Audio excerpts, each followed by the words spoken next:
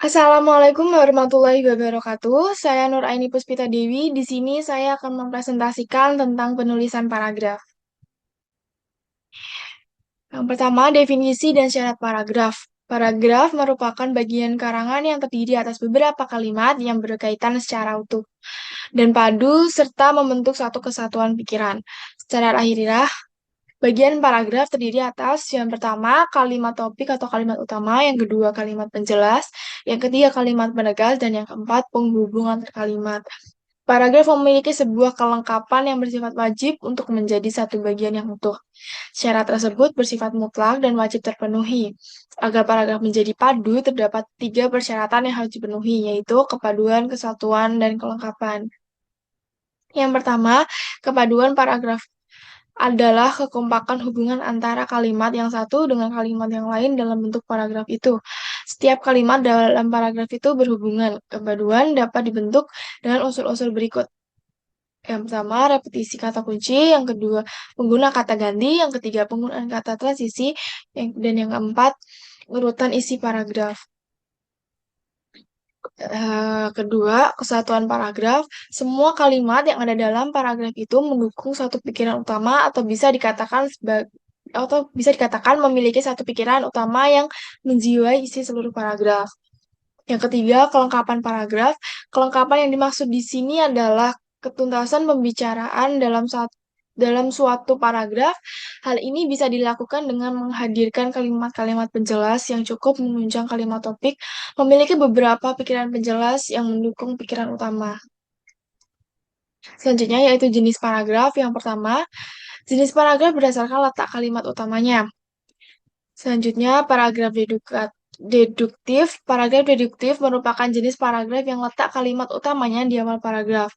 Kalimat utama yang terletak di awal paragraf cenderung berupa kalimat yang memiliki makna umum sehingga makna yang terkandung dalam kalimat tersebut menyeluruh pada paragraf tersebut. Selanjutnya, paragraf induktif. Paragraf induktif merupakan jenis paragraf yang letak kalimat utamanya di akhir paragraf. Kalimat utama yang terletak di akhir paragraf cenderung berupa kalimat simpulan yang maknanya mencakup seluruh paragraf. Kalimat simpulan pada akhir paragraf bisa menggunakan kata kunci seperti jadi, dengan demikian, oleh sebab itu, hal itulah, dan kata kunci yang menyatakan simpulan yang lain. Selanjutnya, paragraf ineratif. Jenis paragraf ini meletakkan kalimat utama di tengah paragraf. Kalimat utama tersebut menjelaskan secara umum isi paragraf setelah diawali dan diakhiri dengan kalimat penjelas. Paragraf variatif atau campuran. Jenis paragraf ini memiliki kalimat utama di awal dan di akhir paragraf, sehingga paragraf ini dimulai dengan kalimat umum yang diakhiri dengan simpulan. Selanjutnya, paragraf deskriptif. Jenis paragraf ini tidak memiliki kalimat utama karena seluruh kalimat dalam paragraf ini berupa kalimat inti yang memiliki makna dan isi kalimat yang penting dalam paragraf. Yang kedua, ada jenis paragraf berdasarkan isinya. Paragraf argumentasi. Jenis paragraf ini dipenuhi dengan kalimat pendapat yang membahas sebuah permasalahan dengan berbagai sudut pandang penulisnya. Yang kedua, paragraf eksposisi. Jenis paragraf ini merupakan paragraf yang menjelaskan tahapan sebuah proses, suatu aktivitas, atau kegiatan yang disusun secara sistematis. Selain itu, paragraf ini juga menjelaskan definisi suatu istilah atau ilmu pengetahuan pada bidang apapun. Yang ketiga, paragraf deskripsi. Jenis paragraf ini merupakan paragraf yang menggambarkan suatu kondisi, letak, atau benda yang dijelaskan dengan kalimat secara detail. Paragraf persuasi. Jenis paragraf persuasi merupakan paragraf yang berisi kalimat ajakan yang bertujuan mempengaruhi pembaca agar mengikuti ajakan penulisnya. Selanjutnya, paragraf narasi. Jenis paragraf ini merupakan paragraf yang berisi kalimat cerita yang dilengkapi dengan peristiwa, tokoh, dan latar sebagai komponen pada paragraf tersebut. Selanjutnya yaitu teknik pengembangan paragraf.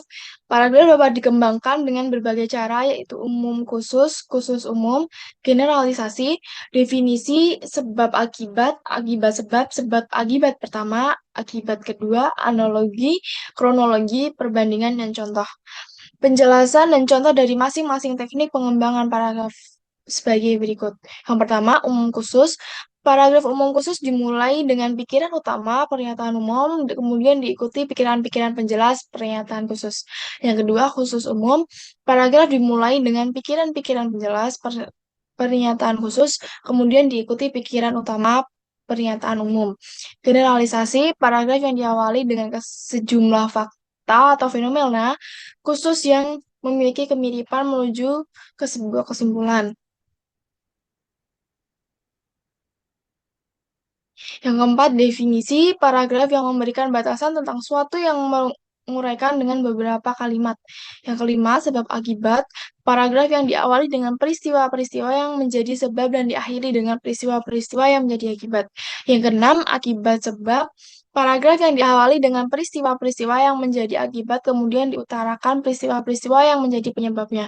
Yang ketujuh, sebab akibat pertama, akibat kedua. Paragraf yang dimulai dari suatu sebab yang dapat menimbulkan lebih dari satu akibat. Akibat yang pertama menimbulkan akibat yang kedua. Yang kedelapan, analogi, paragraf yang menjelaskan sesuatu yang belum dikenal dengan membandingkannya dengan sesuatu yang sudah dikenal. Yang ke-9, kronologi, paragraf yang disusun berdasarkan urutan waktu kejadian. Yang ke-10, perbandingan, paragraf yang mengungkapkan persamaan dan perbedaan dua objek atau lebih. Yang ke-11, contoh, paragraf yang mengungkapkan suatu pernyataan yang diikuti rincian berupa contoh-contoh. Sekian dari saya. Wassalamualaikum warahmatullahi wabarakatuh.